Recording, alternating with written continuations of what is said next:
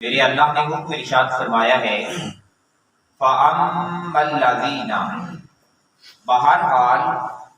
وہ لوگ کافروا، جنہوں نے انکار کیا، فَأُعَذِّبُهُمْ، فرمایا پس وہ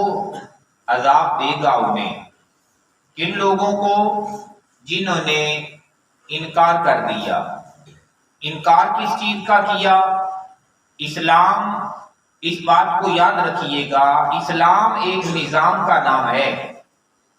وہ نظام جو سچائی اور دیانتداری کا ہے۔ تو جس نے سچائی اور دیانتداری کا انکار کر دیا، جھوٹ کو اپنا لیا، فرمایا وہ اللہ پھر اسے عذاب دے گا۔ اسلام جو ہے یہ نام ہے عدل اور انصاف کا، تو جس نے عدل اور انصاف والے نظام کو قبول نہ کیا، اس کا انکار کر دیا، تو فرمایا وہ یاد رکھے کہ وہی کافر ہے اور اسی بندے کو وہ اللہ عذاب دے گا۔ اسلام نظام ہے حیا کا، اور وہ بندہ جو بے حیا ہو گیا، تو یقیناً جو بے حیا ہو گیا ہے اس نے اس اسلام والے نظام کا انکار کر دیا ہے۔ تو جس نے اس نظام کا انکار کیا وہ آخرت میں عذاب کا شکار ہونے والا ہے۔ اسلام نظام ہے عبادات کا، اللہ کے حضور جھکنے کا،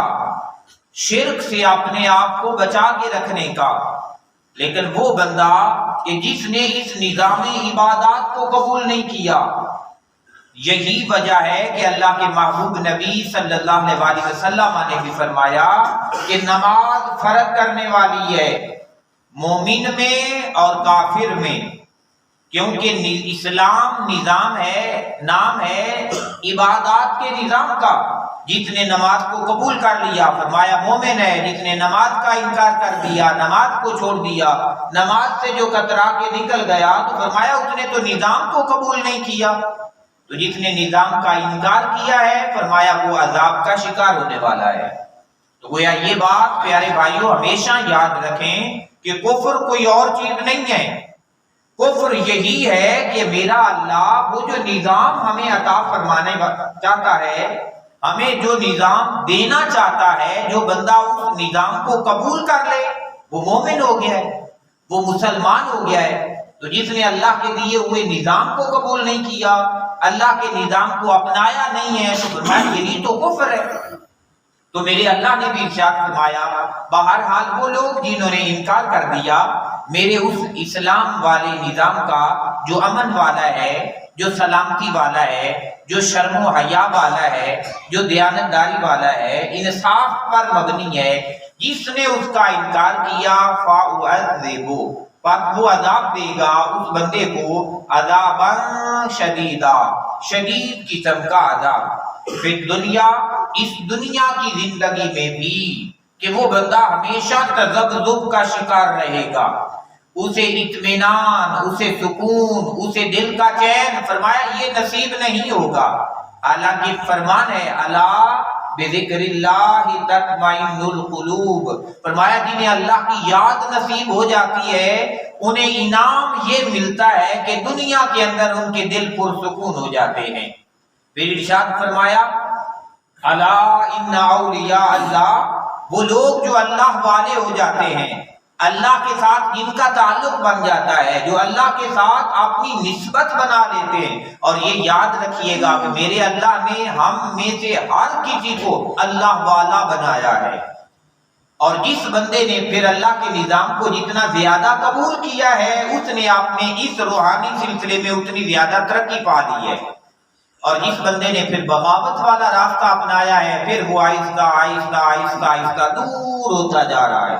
یہاں تک کہ اللہ کے محبوب نبی صلی اللہ علیہ وسلم نے ارشاد فرمایا بعض دفعہ ایسے ہوتا ہے کہ بندہ نماز میں پہلی صف سے پیچھے رہنے لگ پڑتا ہے، پچھلی صف میں گیا پھر اور پچھلی صف میں گیا پھر وہ آخر تک جا پہنچتا ہے۔ حضور نے فرمایا اسے آگاہ رہنا چاہیے کہیں ایسا نہ ہو کہ یہ پیچھے پیچھے رہنا کہیں جنت میں داخلے کے حوالہ سے بھی اسے پیچھے ہی نہ کر دے۔ اس وجہ سے آقا علیہ السلام نے فرمایا اگر تمہیں پتہ لگ جائے کہ پہلی صف پہ اللہ کی کتنی رحمتیں اور کتنی برکتیں نازل ہوتی ہیں، فرمایا تم قرہ اندازی کیا کرو روز دوستوں کے ساتھ کہ بھائی جی روز تو نہیں بانا، ہم قرہ اندازی کریں گے، جس کے نام کی قرہ نکلے گا وہی پہلی صف کے اندر کھڑا ہوگا، یہ اتنے اجر اور ثواب والا کام ہے۔ تو یہ ایک نظام ہے اسلام، تو اس نظام کا انکار فرمایا یہی کفر ہے۔ تو جو کافر ہو گیا ہے فرمایا وہ عذاب کا شکار ہونے والا ہے، دنیا میں بھی والآخرہ، اور آخرت کے اندر بھی ذلت و رسوائی اس کا مقدر بننے والی ہے، کیونکہ اس اسلام کے نظام میں جو مرکزی مقام نصیب ہے نا وہ میرے اللہ نے ذات محمد مصطفیٰ صلی اللہ علیہ وسلم کو دے رکھا ہے، اور وہ جو مرکزی نظام حضور کو عطا ہوا ہے یہ صرف دنیا کی زندگی میں نہیں ہے، بلکہ اس دنیا میں آنے سے پہلے عالم ارواح میں بھی اگر مرکزی حیثیت حاصل کی تو نور محمد مصطفیٰ صلی اللہ علیہ وسلم کو تھی،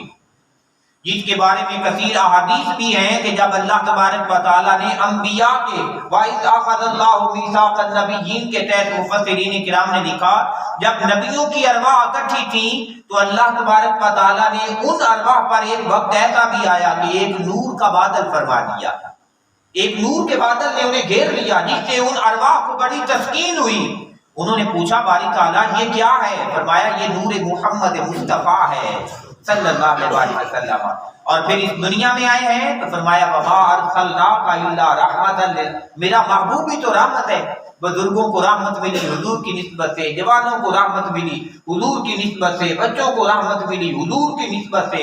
یہاں تک کہ عورتوں کو اور بیٹیوں کو بھی اگر رحمت نصیب ہوئی ہے حضور کی نسبت سے نصیب ہوئی ہے، جانوروں کو بھی ان کے حقوق ملے ہیں تو یہ بھی نسبت محمد مصطفیٰ صلی اللہ علیہ وسلم ہے۔ تو وہ مرکزی حیثیت حضور کی ہے، تو جس نے حضور کے طریقے کو اپنا لیا یہی اسلام ہے، اور جو حضور کے در کا باغی ہو گیا یہ کفر ہے۔ تو فرمایا جو کافر ہو گیا ہے اس کا یہ انجام ہونے والا ہے دنیا میں بھی اور آخرت میں بھی، وَمَا لَهُمْ اور نہیں ہوگا ایسے لوگوں کے لیے من ناصرین کوئی مددگار، جو نظام کا انکار کرنے والا ہے فرمایا اس کا کوئی مددگار نہیں ہے۔ وَأَمَّا الَّذِينَ بہرحال وہ لوگ آمنوا جو ایمان لے آئے، جنہوں نے مان لیا، کس کو مان لیا؟ اللہ کے اس نظام کو مان لیا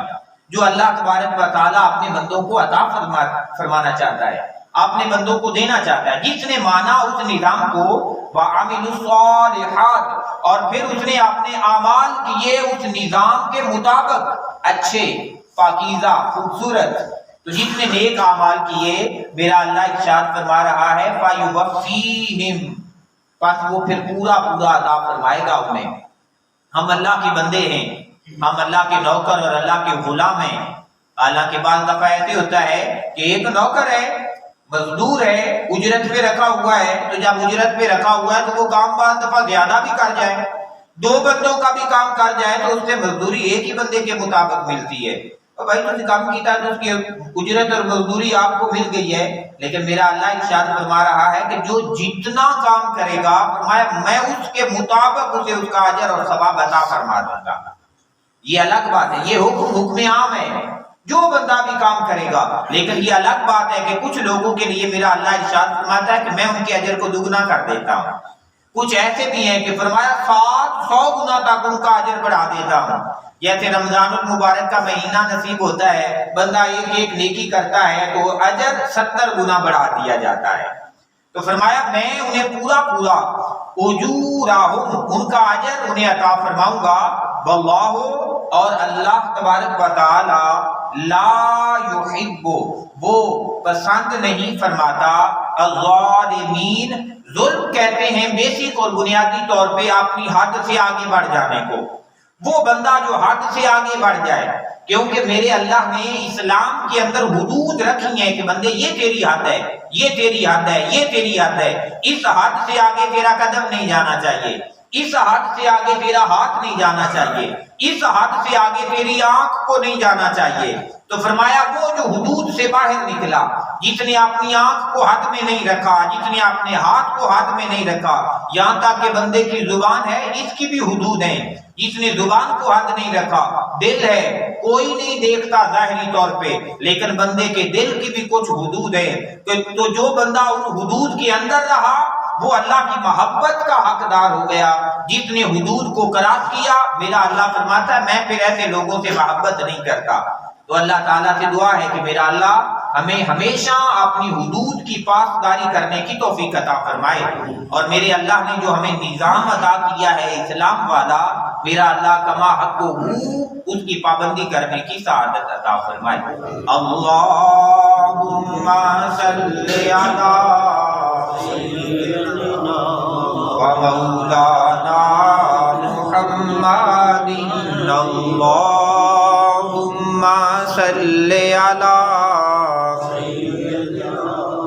و مولانا محمد وعلی آلہ وصحبہ وبارک وسلم۔